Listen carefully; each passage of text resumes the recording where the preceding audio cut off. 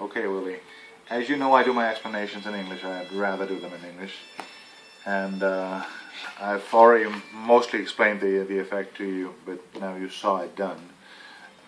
So very briefly I'll go over it, because the picture says more than 1,000 words. You start with the 4 aces on top. Now what I didn't explain at all was the Stevens control, but I would imagine that you know this. You shuffle 2 cards on top of your slug. You shuffle another 2 cards on top of that. Then you do a running cut, starting with about half the deck. The first packet, you cut off the rest in small packets. The first packet goes side jogged. So when you pick them up to square them up, you pick up on the side jog, you square them up, which means that your slug is right under your thumb break here. You cut those to the right. So there's 4 cards on top of the actual 4 aces. So you got to get rid of those via zero. You zero on the 4 cards, and as you push them together, you leave a bed of cards that's beveled over to the right, which will usually separate. They separate out like in a triangle, in a very elongated triangle. And more often than not, you get 1 card separated, but it doesn't really matter. As long as you hit with your ring finger as you square them up, you'll create a brief on the back. That's how you form a brief. You can pretend to square up the whole thing, and you can remove your hands at this point. I mean, it looks extremely fair. This is what cheaters do. They set the brief. I told you, Jack Carpenter said they lay a brief, and a magician says setting the jog. A cheater will always lay a brief, anyhow. So it's right there. If you cut at the brief, the cards underneath the brief are going to be your original slug. You shuffle those off last, and that leaves you the 4 aces on top. Now, in this case, you just do that as you're talking anyway, if you want to talk before or whatever. But it's not. It's just, it looks like a real shuffle. It's not part of the effect, because if it was part of the effect would be way too long. This is just what you do in passing. Anyhow, as to the effect proper, I said you need 3 cards at the bottom and 1 on top. 3 aces at the bottom, 1 on top. And you could simply double undercut, of course, or you could do this. You could shuffle 1 indifferent card between the 3 cards and between the 3 top aces and the next ace. As you push them together, at an angle as you would for a pull-out shuffle, and which gives you this configuration.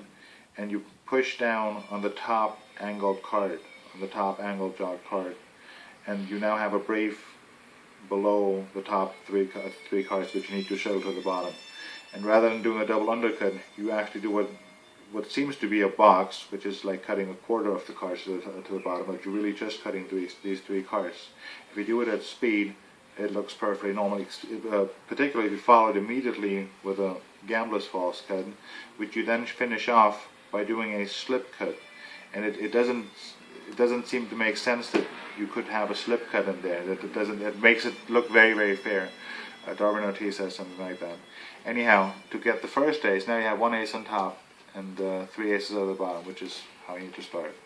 To get the first ace, you do the first part of Vernon's cold deck cut, when you're just one straight cut shy of completing the cut, and rather than doing a straight cut, you drop half below the break, you drop everything to the break, and you push the last one forward, which brings the ace to the middle packet, but this packet actually gets cut. The top actually gets cut, and that's what makes it look so fair. But you don't worry about the top, because the next 3 aces are all at the bottom. So the half of this cut is actually a fair cut, which sells the whole thing. But anyway, so then you do this. You can give them another. You can give them riffle shuffles, however many you want to. And because you asked me, I'll show you the waterfall real quick. You just lift up these. You push together with your pinkies, and you put some pressure on with the top, and then when you release the pressure with your pinkies, the cards will spring together. But anyhow, and then at any rate, you still have the three aces at the bottom, and you roll your thumb, getting a break above the lowermost ace.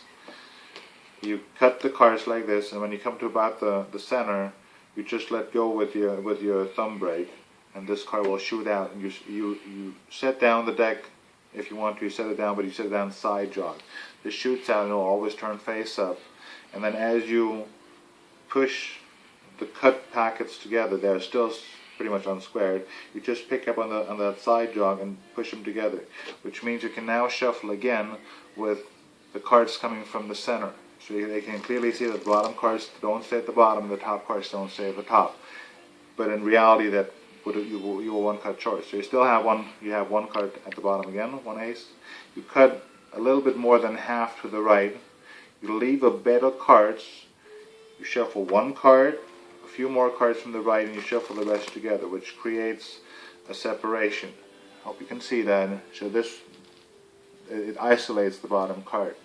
And if you now push them together in a V shape, very much of a V shape, and you hold on to everything above the bottom card with your left hand, and you hold on to just everything with your right hand, and you then just pull the cards, the packets, you pull the packets out, one card will ride along as that next ace. Now you set these cards on the table, which is natural to do, put this card on here, and now you very fairly seem to again have cut all the cards. I mean, this looks very very fair and very, in your words, loca, quite loose and so forth. And now you need to get the last card to the top, and you pull over, and you know this anyway, the Vernon table transfer. Sometimes when the cards are a little sticky, I have to pick them up with my hand, but really, it's much better to do this. Just pull over a little. You can see that anyway. You may have to make sure only one card separates. Now you pick up everything. You don't have to pick up here. You just pick up everything in the center, which means that this bottom card will come automatically along. You take a third finger break, not break. You just grip it between your third finger and your thumb. Cut about a quarter or whatever. And you only need to worry about that last card. So you set that card on top, which means you could complete a false cut. You could do this, and this would be the same as a double undercut, but in this case you only really need to control this one card. A double undercut obviously leaves the whole rest of the deck in order, but you don't need to do that, so you sell this by actually cutting small packets until you get to the break. This is a fair shuffle, a fair running cut. So whenever possible, the point of this routine is, the point of any slug control is, whenever possible, you want to shuffle as many cards as possible, whereas in a full deck control, you can't shuffle all the cards. But here you're selling the fact that some cards you can actually fairly shuffle. I mean, any overhand shuffle, that's the same thing. Be that as it may be, the last ace is now on top, and you want to produce it with an index card.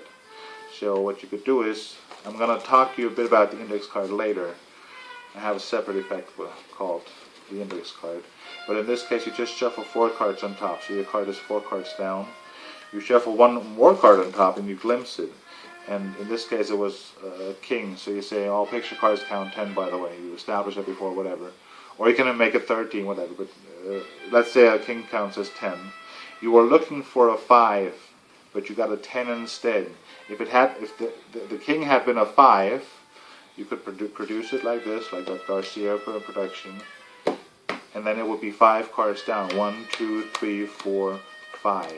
That's the idea of that last stack. So I'll do this one more time.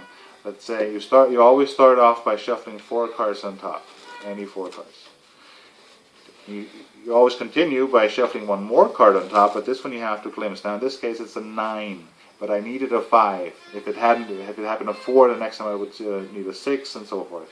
I needed a 5 at this point, but I glimpsed a 9 instead, and a 9 is 4 cards away from a 5, so I have to add 4 cards between that last ace and the 9 that's currently on top. So I hold back 4 cards here and shuffle them in between. It's quite easy. I mean, you have a fairly large leeway there, and you produce the last one by doing that, like I just mentioned, that Frank Garcia thing. You lift up about a third of the deck, and you do a slip card forward, apparently having slipped off or apparently having cut off a third of the deck, and you leave with half of that here, and the next one you put forward again. And that sounded really bad. Let me try this again. Here, look. This card is 10th from the top right now. So with a 9, you do a slip cut. No, I actually got rid of 1 card. Slip cut, 1 more cut, and that's the 9.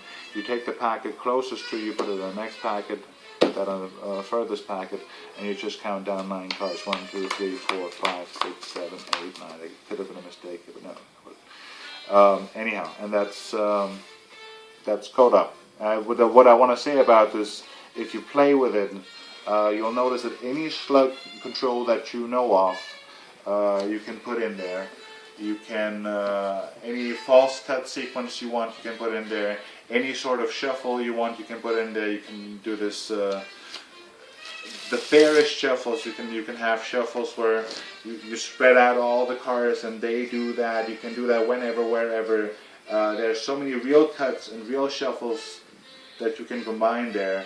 I just taped this for the first time ever, and I saw myself, and I know what I'm doing, but I can't follow. It's not possible to follow the aces if it's done well. I mean, I just did it like 5 minutes ago. You cannot follow the various wherever they come from, unless you're sitting on the side. I mean, you can reconstruct this, but you can't. It's very hard to follow. So it gives the impression of some great skill, and that, like I said, this was the routine that that Mike Skinner, the inventor, was asked to do for John Scarney by the professor, because he thought that's, you know, what we're showing.